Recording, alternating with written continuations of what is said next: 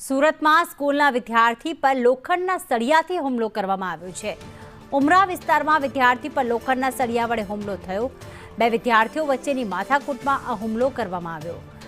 ધનજી શાહ રુસ્તમજી ઉમરીગઢ સ્કૂલના વિદ્યાર્થી પર હુમલો કરવામાં આવ્યો।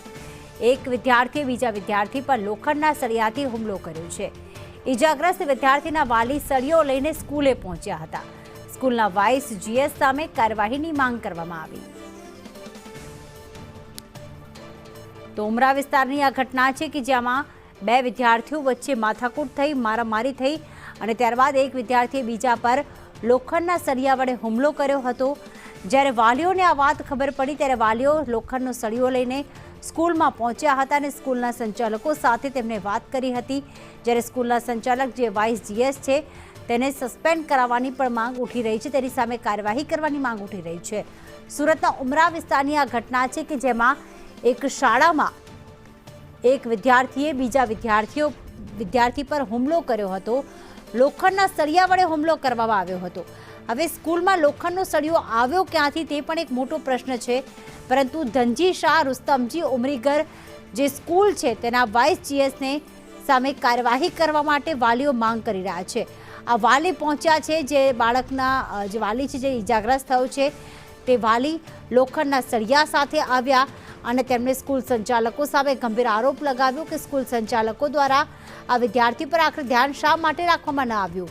આ વિદ્યાર્થી પર સ્કૂલ પરિસરમાં જ હુમલો થયો છે, પણ લોખંડના સળિયા વડે તો સ્કૂલ સંચાલકોએ આખરે શું કર્યું? ત્યારે અનેક સવાલ અહીંયા ઉઠી રહ્યા છે। ધનજી શાહ રુસ્તમજી ઉમરીગઢ સ્કૂલના સંચાલકો અત્યારે મૌન સેવીને બેઠા છે। મનીષ જોડાઈ ગયા છે। મનીષ, ક્યારની આ ઘટના છે? કયા ધોરણમાં બે વિદ્યાર્થીઓ અભ્યાસ કરતા હતા અને વાલીઓ શું કહી રહ્યા છે? આ વિદ્યાર્થી કેટલો ઇજાગ્રસ્ત થયો છે?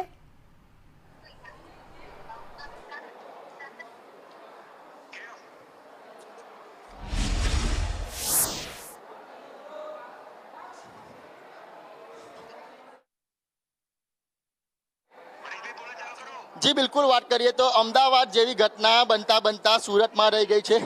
જોઈ શકાય છે કે એક બાળક દ્વારા સ્કૂલની અંદર સળિયા વાળે બીજા બાળક પર હુમલો કરવામાં આવ્યો હતો। પેરેન્ટ્સ છે તે ન્યાયની માંગ સાથે અત્યારે આ પ્રિન્સિપલની ઓફિસમાં પહોંચ્યા છે। જોઈ શકાય છે કે પોલીસ છે તે પણ આવી પહોંચી છે અને પૂછપરછ છે તે કરવામાં આવી રહી છે। અત્યારે જોઈ શકાય છે કે પોલીસ દ્વારા સઘન પૂછપરછ કરવામાં આવી રહી છે। બાળકોનું નિવેદન છે તે લેવામાં આવી રહ્યું છે અને જે કહેવાય કે ઘટના બની છે, બાળક પર હુમલા કરવાની ઘટના છે તે બની છે। એટલે ગુજરાતમાં જે બાળકો પર હુમલા કરવાની ઘટના છે તે સતત વધી રહી છે। અત્યારે જોઈ શકાય છે કે આ પ્રમાણે જે કહેવાય કે બાળકો છે તે હુમલો કરે છે અને માતા પિતા ચિંતિત થાય છે, ત્યારે ક્યાંક ને ક્યાંક રોષ જોવા મળી રહ્યો છે। અત્યારે જોઈ શકાય છે કે કઈ વાલી પાસે હું જાણવાના પ્રયાસો કરીશું, વાલીને બોલાવવાના પ્રયાસો કરીશું કે આખો મામલો શું હતો, વાલી પાસેથી જાણવાના પ્રયાસો કરીશું અને પ્રિન્સિપલ છે તેની સઘન પૂછપરછ કરવા। બેન, શું થયું હતું બેન? બેન, જોઈ શકાય છે કે અત્યારે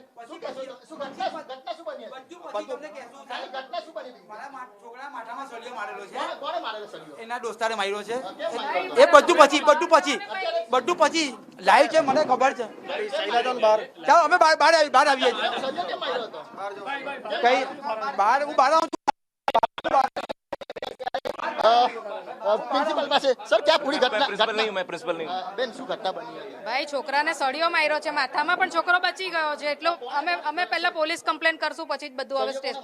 ભાઈ, અમે એમના 11મા ધોરણના જ છોકરાએ માર્યો છે, પણ અમે પહેલા પોલીસ કમ્પ્લેન કરશું, પછી આગળ એ 12મા ધોરણના છોકરાને માર્યું છે અને 11મા વાળા છોકરાએ માર્યું છે, પણ અમે ભાઈ અમને પહેલા પોલીસ કમ્પ્લેન કરવા દો, પછી બધી વાત। શું તમને ન્યાય પોલીસ કમ્પ્લેનમાં શું જણાવશો તમે? જે અમે લોકોએ જે કેવું હશે તે અમે કહીશું।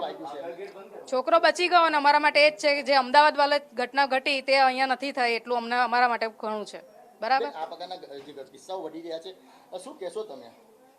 કિસ્સાઓ વધી રહ્યા છે ને ભાઈ, એટલા માટે જ અમે કહીએ છીએ કે આજે તમે લોકો સ્કૂલમાં બધાને હોદ્દા આપો છો ને તે હોદ્દાઓ આપવાનું બંધ કરો અને બધા છોકરાઓને એક સમાન ગણો। અને જે રીતના હોદ્દાઓ લઈને એ છોકરો જે હતો તે ઉપપ્રમુખ હતો, શું કહેવાય, ઉપ જીએસ હતો, એ ઉપ જીએસને એનો હોદ્દો નહીં અપાય જે આવી માનસિકતા ધરાવતો હોય તો. બરાબર, સ્કૂલના ગેટમાંથી જે સળિયો લઈ ગયેલો હતો એટલા માટે એ સ્કૂલમાંથી જ એણે શરૂઆત કરી દીધેલી હતી કે ભાઈ મારે આવું એની પર હિંસક હુમલો કરવો છે અને સ્કૂલની બહાર જઈને એક્સપેરિમેન્ટલ પાસે એણે હુમલો કર્યો છે. એને કશું જ નહીં જોઈતું હતું. બીજા છોકરાએ માર્યું, આ છોકરાએ જોયું અને બીજા છોકરાને કીધું કે આવી રીતના આને માર્યો છે એટલે કે હું તને સ્કૂલની બહાર જોઈ લઈશ. તમારા છોકરાને કેમ માર્યું એને? એ છોકરો મારો નથી ભાઈ, બીજાનો છે. અમે તો ખાલી એમને મદદ કરવા માટે આવ્યા હતા.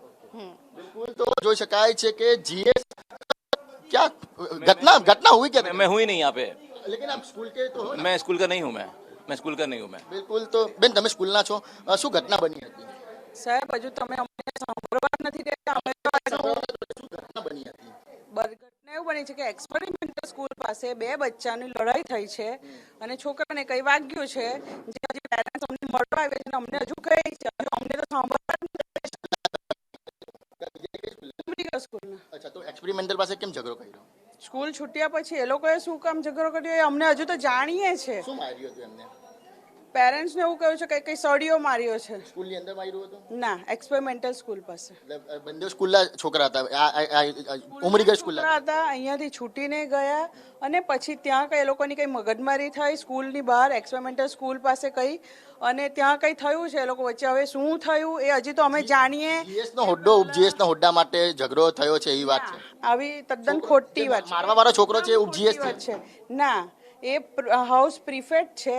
એ લોકોને ડિસિપ્લિનના ને એવા બધા કામ સોંપેલા હોય કે ભાઈ તારે અહીંયા ઊભા રહેવાનું અને ડિસિપ્લિન મેન્ટેન કરવાનું, જોવાનું કે કંઈક ગમે તેમ થતું નથી ને છોકરા કંઈ ગમે તેમ ગેરવર્તન નથી કરતા ને આ બધું એ લોકોને શીખવવામાં આવેલું હોય કે તારે ઊભા રહીને આ બધું વોચ કરવાનું અને પ્રિન્સિપલને જણાવવાનું કે ભાઈ સ્કૂલમાં કેમ કે છોકરાઓ બાથરૂમમાં ગમે તેવા મિસબિહેવ કરતા હોય છે એટલે એ બધું અમે માસીઓ અંદર જાય તો ખરાબ લાગે એના માટે અમે છોકરાઓને કહ્યું કે તમારે બહાર ઊભા રહેવાનું, વોચ કરવાનું.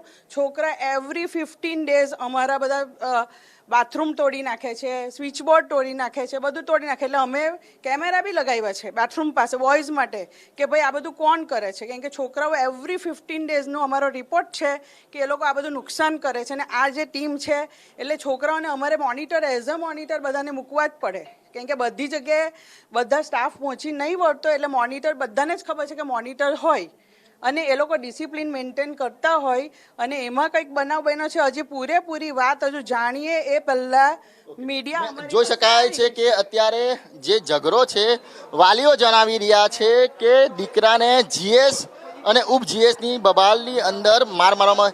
બેટા શું થયું હતું?